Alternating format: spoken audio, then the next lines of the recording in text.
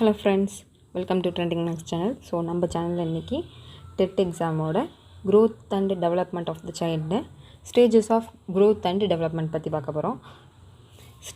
Stages of growth and டெவலப்மெண்ட்டில் க்ரோத்தில் ஒரு 5 ஸ்டேஜஸ் இருக்குது. அதே மாதிரி டெவலப்மெண்ட்லேருந்தும் ஒரு 3 ஸ்டேஜஸ், ஒரு க்ரோத்லேயும் ஒரு 3 ஸ்டேஜஸ் பற்றி பார்க்க போகிறோம் development. So first growth 5 growth என்னென்னு பார்ப்போம். ஸோ ஃபஸ்ட்டு க்ரோத் என்ன அப்படின்னா பிறப்பிற்கு முந்தைய காலம் அப்படின்னா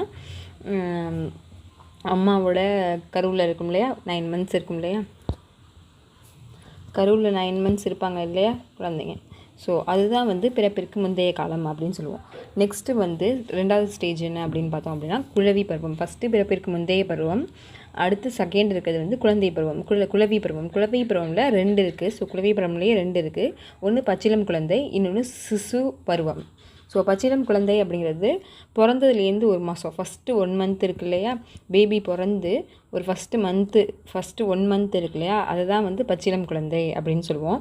அதே மாதிரி சிசு பருவம் அப்படிங்கிறது என்னென்னா 1 மந்த்லேருந்து 1 இயர் வரைக்கும் இருக்குது இல்லையா குழந்தைங்க. ஸோ அதை தான் வந்து சிசு பருவம் அப்படின்னு சொல்லுவோம். ஸோ நெக்ஸ்ட்டு ஸ்டேஜ் என்ன அப்படின்னு பார்த்தோம்னா முன்குழந்தை பருவம். அதுலேயும் வந்து 2 டைப் இருக்குது. ஸோ இயர்லி சைல்டுஹுட்னு சொல்லுவோம். ஸோ அதுலேயும் 2 இருக்குது. ஃபஸ்ட்டு ஒன்று என்னென்னா தளர்நடை பருவம்னா டாலரன் அப்படின்னு சொல்லுவோம். ஸோ தளர்நடை பருவம்னா 1 இயர்லேருந்து 3 இயர்ஸ் வரைக்கும் இருப்பாங்க இல்லையா குழந்தைங்க, அவங்கள தான் வந்து தளர்நடை பருவம். அப்போ தான் நடக்க ஆரம்பிப்பாங்க, ஒழுங்காக நடக்க மாட்டாங்க. ஸோ அந்த மாதிரி இருக்கிறவங்கள தான் வந்து தளர்நடை பருவம் அப்படின்னு சொல்கிறாங்க. அடுத்து முன்குழந்தை பருவத்திலேயே 2வது டைப் என்னென்னா முன்பருவ பள்ளி பருவம் அப்படின்னு சொல்கிறாங்க. ஸோ அப்படின்னா என்ன அப்படின்னா ப்ரீ ஸ்கூலர்னு சொல்லுவோம். அது என்னென்னா 3 to 6 இயர்ஸ். ஸோ ஸ்கூல் போகிறதுக்கு முன்னாடி அங்கன்வாடி இல்லைன்னா ப்ளே ஸ்கூல் இதெல்லாம் போவாங்க இல்லையா, ஸோ அதுதான் வந்து ப்ரீ ஸ்கூலர்னு சொல்லுவோம். ஸோ 3 இயர்ஸ்லேருந்து 6 இயர்ஸுக்கு வரைக்கும் உள்ள பிள்ளைங்களை நம்ம ப்ரீ ஸ்கூலர்னு சொல்லுவோம். ஸோ நெக்ஸ்ட்டு டைப் வந்து பள்ளி பருவம், அதாவது மிடில் சைல்டுஹுட்லேயே மிடில் இருக்கிறவங்கள தான் பள்ளி பருவம்னு சொல்லுவோம். அவங்க ஏஜ் என்ன அப்படின்னு பார்த்தோம்னா 6 to 12 இயர்ஸ் இருக்கிறவங்கள தான் வந்து மிடில் சைல்டுஹுட்னு சொல்லுவோம். நெக்ஸ்ட்டு லாஸ்ட்டு வந்து வளரிளம் பருவம் அப்படின்னு சொல்லுவோம். ஸோ வளரிளம் பருவம் மொத்தமாக க்ரோத்தில் 5 இருக்குது. ஸோ ஃபஸ்ட்டு இருக்கிறது பிறப்பிற்கு முந்தைய காலம், செகண்ட் இருக்கிறது குழவி பருவமில் 2 இருக்குது. அதே மாதிரி முன்குழந்தை பருவம்லேயே 2 இருக்குது. லாஸ்ட்டு 4th ஒன் வந்து பள்ளி பருவம், லாஸ்ட் வந்து வளரிளம் பருவம் அப்படிங்கிறது. இப்போது குழவி பருவத்தில், அதாவது குழவி பருவம்னா பச்சிளம் குழந்தை, சிசு பருவம் 2 இருக்கு இல்லையா. ஸோ அது 2லேயும் ஃபிசிக்கல் டெவலப்மெண்ட் எப்படி இருக்கும் அப்படின்னு பார்க்குறோம். ஸோ பச்சிளம் குழந்தைங்கிறது 0 to, அதாவது பிறந்த அன்னையிலேருந்து ஃபஸ்ட்டு டேலேருந்து 30 டேஸ் வரைக்கும் இருக்கும் இல்லையா, ஃபஸ்ட்டு மந்த் மட்டும் இருக்கிறவங்கள தான் வந்து பச்சிளம் குழந்தைன்னு சொல்லுவோம். அடுத்து வந்து சிசு பருவம் அப்படிங்கிறது 1 மந்த்லேருந்து 1 இயர் வரைக்கும் இருக்கும் இல்லையா, அந்த குழந்தைங்கள சிசு பருவம்னு சொல்லுவோம். ஸோ அந்த ஸ்டேஜில் இருக்க குழந்தைங்கள ஃபிசிக்கல் டெவலப்மெண்ட், அவங்களோட உடல் வளர்ச்சி எப்படி இருக்கும் அப்படிங்கிறது தான் பற்றி பார்க்க போகிறோம். ஸோ ஃபஸ்ட்டு இருக்கிறது வந்து தலை முதல் பாதம் வரை மத்திய பகுதி முதல் கை கால்களில் வளர்ச்சி. ஸோ தலையிலேருந்து பாதம் வரைக்கும் அந்த குழந்தைங்களோட கை கால் எல்லாமே வந்து வளர்ச்சி அடையும். நெக்ஸ்ட் பாயிண்ட் என்ன இருக்குது அப்படின்னு பார்த்தோம்னா உயிர் வாழ்வதற்கு தேவையான தன்னியல்பான அடிப்படை செயல்களின் வளர்ச்சி. ஸோ நம்ம நார்மலாக உயிரோடு இருக்கிறதுக்கு நம்மளோட உடம்புல என்னென்ன செயல்பாடுகள் செய்கிறதுக்கு என்னென்ன உறுப்புகள் தேவையோ அதோட வளர்ச்சிகள்லாம் நார்மலாக இருக்கும், அடிப்படை செயல்களோட வளர்ச்சிலாம் நார்மலாக இருக்கும். தேர்டு இருக்கிறது வந்து என்ன பார்த்தோம் அப்படின்னா பெரும்பாலான நேரங்களில் உள்ளங்கைகளை மடக்கி வைத்திருப்பார்கள். மேக்ஸிமம் பார்த்திங்கன்னா பிறந்த குழந்தைங்க என்ன பண்ணுங்கன்னா கையை வந்து மடக்கி வச்சுட்டு தான், அந்த விரல்லாம் வந்து உள்ளங்கையில் அப்படியே மடக்கி வச்சுட்டு தான் வச்சுருக்குங்க. நம்ம ஓப்பன் பண்ணி விட்டோம்னாலும் திரும்ப என்ன பண்ணுங்க, திரும்ப மடக்கி தான் வச்சுக்கோங்க. கைக்குள்ளே எதாவது நம்ம விரலை வச்சோம்னாலுமே நம்ம விரலோடு சேர்த்து என்ன பண்ணுங்கன்னா மடக்கி தான் வச்சுருக்கோங்க. ஸோ மேக்ஸிமம் எல்லா பிள்ளைங்களுமே பிறந்து ஒரு 6 மாதம் 8 மாதம் மேக்ஸிமம் 1 வயசு வரையுமே கை மூடி வச்சுருக்க பிள்ளைங்களாம் இருக்குங்க.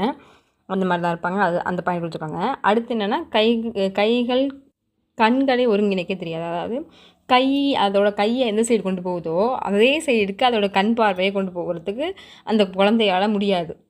நம்ம இப்போ வந்து ஏதோ ஒரு வேலை செய்கிறோம், கை மூலியமாக ஏதோ வேலை செய்கிறோம் அப்படின்னா நம்ம கை போகிற சைடு வந்து நம்மளோட கண் ஆட்டோமேட்டிக்காக போயிடும். ஆனால் அந்த குழந்தைங்களுக்கு அந்த கை போகிற சைடு கண்ணை கொண்டு போகிறது தெரியாது. நெக்ஸ்ட்டு வந்து தெரிந்த முகங்கள் குரலினை பார்க்கும்போது கேட்கும்போது புன்னகை புரியும். ஸோ யாரோ ஒருத்தவங்க தெரிஞ்சவங்க அவங்களோட வாய்ஸ் கேட்குது, இல்லை அவங்க முன்னாடி போய் நிற்கிறாங்க, அந்த குழந்தை முன்னாடி போய் நிற்கிறாங்க அப்படின்னா என்ன பண்ணும், சிரிக்கும்.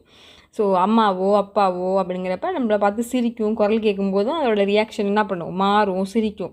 ஆனால் இதுவே வேறு யாரும் தெரியாதவங்களோ தெரியாத வாய்ஸை கேட்கும்போதோ திடீர்னு என்ன பண்ணும்னா ஒரு பயந்த சுபாவம் வரும். இப்படி இல்லைன்னா மேக்ஸிமம் பேசாமல் இருந்துடும். அடுத்தது வந்து ஏதேனும் ஒரு அசையும் பொருளை அல்லது பராமரிப்பாளரை பார்க்கும்போது கண்களை திருப்பும். ஏதாவது ஒரு மூமெண்ட்லேயே இருக்கு இல்லையா, மேக்ஸிமம் பிறந்த பிள்ளைங்களை பார்த்தீங்கன்னா ஃபேன் ஓடிக்கிட்டு இருக்கும், மேலே ஃபேன் ரொட்டேட் ஆகிட்டு இருக்குல்ல, அதையே பார்த்துக்கிட்டு இருப்பாங்க, சுற்றிக்கிட்டே இருக்கிறதுனால பார்த்துக்கிட்டே இருப்பாங்க.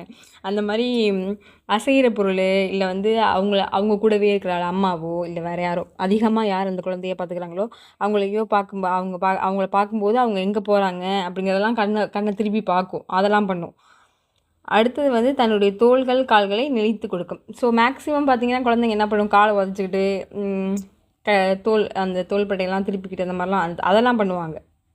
ஸோ குழந்தை பிறந்து ஒரு வருஷத்துக்குள்ளே கால் அசைக்கிறது, தோலை திருப்புறது, அந்த நெளிக்கிறது, அந்த மாதிரியெல்லாம் பண்ணுவாங்க, அதுக்கு சொல்லியிருக்காங்க. நெக்ஸ்ட்டு வந்து முதல் பல் அல்லது பால் பற்கள் முளைக்க தொடங்கும். மேக்ஸிமம் 8 மாதம் இல்லை 9 மாதத்துலலாம் ஒரு பல் வெளியில் வர ஆரம்பிச்சிடும் குழந்தைங்களுக்கு. ஸோ அதான் சொல்லியிருக்காங்க, முதல் பல் அல்லது பால் பற்கள் முளைக்க தொடங்கும்னு சொல்லியிருக்காங்க. நெக்ஸ்ட்டு வந்து சத்தம் அசைவுகள் வரும் திசைக்கு தன்னுடைய தலையை திருப்பும். எந்த சைடு சவுண்டு கேட்குதோ, சவுண்டு ஏதோ ஒரு மூமெண்ட் இருக்க சைடு, எங்கேருந்து வருது, எங்கேருந்து சத்தம் கேட்குது அப்படிங்கிறதெல்லாம் என்ன பார்க்கும்போது கேட்கும்போது என்ன பண்ணுவோம், அந்த சைடை தலையை திருப்பி பார்க்கும், இதெல்லாம் பண்ணுவாங்க. நெக்ஸ்ட்டு வந்து பால் குவளையை தன் கைகளால் பிடித்து பால் குடிக்கும்.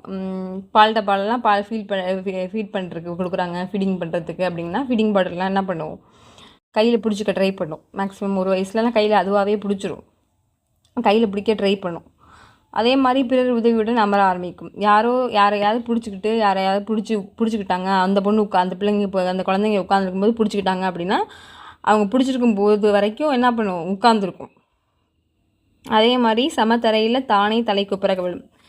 ஈக்குவலாக இருக்க பிளேஸ் என்ன பண்ணுவோம், தலையை திருப்பி படுப்பாங்க இல்லையா, அந்த மாதிரி தலையை திருப்பி படுக்கிறது, தலை குப்புற படுக்கிறது, அதெல்லாம் பண்ணுவாங்க.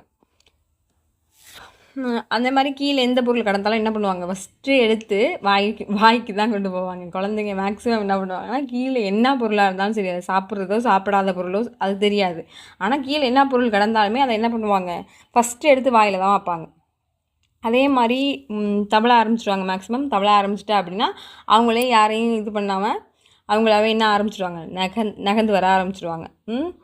அவங்களாவே அதே மாதிரி உட்காரத்துக்கும் ஓரளவு 9 மந்த்ஸுக்கு மேலாம் அவங்களாவே உட்காரத்து தனியாக உட்காரவும் பழகிக்குவாங்க. யாரோட ஹெல்ப்பும் இல்லாமல் நடக்கவும் என்ன பண்ணுவாங்க, ட்ரை பண்ணுவாங்க. ஒரு வயசு 1.25 வயசுக்குள்ளே நடக்க ட்ரை பண்ணிடுவாங்க. மேக்ஸிமம் ஒரு வயசுக்குள்ளே சில பிள்ளைங்க நடந்துடும், சில பிள்ளைங்க ஒரு 1.25 வயசு 1.5 வயசு அந்த ஸ்டேஜில் நடப்பாங்க. ஸ்லோவாக இருக்க பிள்ளைங்க அந்த ஸ்டேஜில் நடப்பாங்க. நெக்ஸ்ட்டு வந்து ஒரு கையில் இருக்க திங்ஸை இன்னொரு கைக்கு மாற்றிக்க தெரியும். அடுத்து என்னென்னா நடுவிரல், ஆள்காட்டி விரல், கட்டை விரல்களின் துணையுடன் சிறு சிறு பொருட்களை எடுக்கும். ஸோ சின்ன சின்ன பொருள் கீழே கிடக்கு அந்த மாதிரி இருந்துச்சு அப்படின்னா இந்த ஃபஸ்ட்டு 3 விரல், கட்டை விரல், நடுவிரல், ஆள்காட்டி விரல், அந்த 3 விரலையும் யூஸ் பண்ணி தான் எடுக்க கற்றுக்கும், எடுக்கவும் ட்ரை பண்ணும். 4 முதல் 5 வாரங்களில் குழந்தை பிறக்கும்போது உள்ள எடையை போல 2 மடங்காகவும் 10 முதல் 12 வாரங்களில் 3 மடங்காகவும் எதைவர். ஸோ இந்த வெயிட்டு எவ்வளோ ஹைட் வளருவாங்க அப்படிங்கிறது எல்லா ஸ்டேஜ்லேயுமே கொடுத்துருக்காங்க. ஸோ இந்த மாதிரி உள்ளதை முக்கியமாக பார்த்துருக்காங்க. ஏன்னா அதுலேருந்து கொஷின் கேட்கலாம். இப்போ வந்து 4 முதல் 5 வாரங்களில் உள்ள குழந்தை 10 முதல் 12 வாரங்களில் மும்மடமான வளர்ச்சி அடையும் ஸ்டேஜ் என்ன அப்படிங்கிற மாதிரி கேட்கலாம். ஓகேவா, நிலை என்ன அப்படிங்கிற மாதிரி கேட்கலாம். ஸோ அப்படிங்கிறப்ப நம்ம என்ன சொல்லணும், என்ன குழவி பருவத்தில் தான் இந்த குழந்தைங்க வந்து இந்த ஸ்டேஜில் இருப்பாங்க அப்படிங்கிறத சொல்லணும். ஓகேவா. ஸோ எந்த பருவத்தில் எவ்வளோ எடையில் எவ்வளோ சென்டிமீட்டர் உயரம் வளர்கிறாங்க அப்படின்னு எல்லா ஸ்டேஜ்லேயுமே ஃபிசிக்கல் டெவலப்மெண்ட்டில் கொடுத்துருக்காங்க. ஸோ அதை வந்து பர்டிகுலராக எல்லாம் பார்த்துக்கோங்க. ஸோ அந்த மாதிரி கொஷின் கேட்கறதுக்கு சான்ஸ் இருக்குது. இதே மாதிரி வளர்ச்சி உடல் வளர்ச்சியில் ஆப்ஷனில் கொடுத்துட்டு கூட இது எந்த பருவத்தில் உள்ளது அப்படின்னு கூட கேட்கலாம். அப்படி இல்லைன்னா ஏதோ ஒரு பருவத்தை கொடுத்து கீழே வந்து கொடுத்துருக்கு 4 ஆப்ஷனில் இது வந்து அந்த குழவி பருவம்னா குழவி பருவத்தில் வளர்ச்சியில் உடல் வளர்ச்சியில் கீழே உள்ள 4 ஆப்ஷனில் எது நடக்கும் அப்படின்னு கூட கேட்கலாம். ஸோ இருக்கிற எல்லா பாயிண்ட்ஸையுமே நல்லா பார்த்துக்கோங்க. இருந்தாலும் இந்த ஹைட் சென்டிமீட்டருங்கிறப்ப நம்பர் வரப்போ சில பேர் மைண்டில் வச்சுக்கோம், சில பேர் மைண்டில் வச்சுக்க மாட்டோம். அதனால் கூட இந்த கொஷினை ட்விஸ்ட் பண்ணி கேட்கறதுக்கெலாம் சான்ஸ் இருக்குது, அதனால் படிச்சுக்கோங்க. ஸோ 4லேருந்து 5 வாரங்களில் இருக்க குழந்த பிறக்கும்போது என்ன வெயிட் இருந்துச்சோ அதை விட என்ன ஆகும், டபுள் மடங்காகும். அதே மாதிரி 10லேருந்து 12 வாரம் இருக்க குழந்த பிறக்கும்போது இருந்த எடையை விட என்ன பண்ணும், மும்மடங்கு ட்ரிபிள் மடங்காக அதோட வெயிட்டு இன்க்ரீஸ் ஆகுமா. ஓகேவா. ஸோ 2.5 கிலோலேருந்து 3.5 கிலோகிராம் வரைக்கும் இருப்பாங்க. ஸோ ஒரு குழந்த பிறக்கும்போது 1 கிலோ இருந்துச்சு அப்படின்னா ஒரு 4லேருந்து 5 வாரத்துக்குள்ள, அதாவது 2 மாதம் 1 மாதம் கழிச்சு அது என்ன வெயிட்டில் இருக்குமா, 2 கிலோ இருக்கும். அதே மாதிரி ஒரு 10லேருந்து 12 வாரம் கழிச்சு 3 மாதம் கழிச்சு எப்படி இருக்கும், 3 கிலோ இருக்கும் அப்படிங்கிறதான் சொல்லியிருக்காங்க இதில். நெக்ஸ்ட் வந்து 1 முதல் 3 மாதங்களில் 3 சென்டிமீட்டர் உயரமும் 4 முதல் 6 மாதங்களில் 2 சென்டிமீட்டர் உயரமும். ஸோ ஃபஸ்ட்டு 3 மந்தில் 3 சென்டிமீட்டர் உயரம் வளருமா. அதே மாதிரி 4லேருந்து 5 மாதத்தில் 2 சென்டிமீட்டர், அடுத்த 2 சென்டிமீட்டர் வளர்கிறதுக்கு சான்ஸ் இருக்குது. அதே மாதிரி 7லேருந்து 12 மாதத்தில் 1.5 சென்டிமீட்டர் வளர்கிறதுக்கு சான்ஸ் இருக்குது. ஹைட் இன்க்ரீஸ் ஆகிறதுக்கு சான்ஸ் இருக்குது. ஸோ மொத்தமாக ஒரு வயசுக்குள்ளே உள்ள குழந்த நமக்கு எவ்வளோ ஹைட்டில் இருக்கும், 47.5 to 53.75 சென்டிமீட்டர் இருக்கிறதுக்கு சான்சஸ் இருக்குதுன்னு சொல்லியிருக்காங்க. ஸோ இன்றைக்கி குழவி ஸ்டேஜஸ் பார்த்தோம். ஸோ என்னென்ன ஸ்டேஜஸ் ஆஃப் பருவம்ஸ் இருக்குது, வளர்தல் வளர்ச்சியில் என்னென்ன படிநிலைகள் இருக்குங்கிறது தான் பார்த்தோம்.